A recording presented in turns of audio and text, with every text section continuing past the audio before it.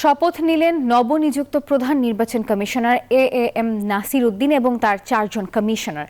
রোববার দুপুরে সুপ্রিম কোর্টের জাজেস লাউঞ্জে প্রধান বিচারপতি সৈয়দ রেফাত আহমেদ তাদের শপথ পড়ান। প্রথমে সিএসি এএমএম নাসির উদ্দিনকে শপথ বাক্য পাঠ করান প্রধান বিচারপতি। দ্বিতীয় ভাগে 4 জন নির্বাচন কমিশনার শপথ নেন। এরপর শপথ বাক্যের ফাইলে সিইসি ও নির্বাচন কমিশনাররা স্বাক্ষর করেন।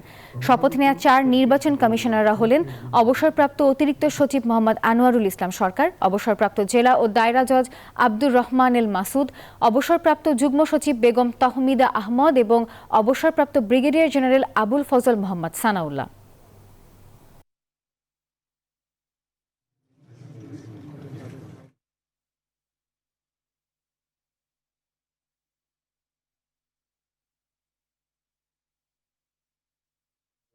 আমার কার্য এবং আমার সরকারি কার্য ও সরকারি সিদ্ধান্তকে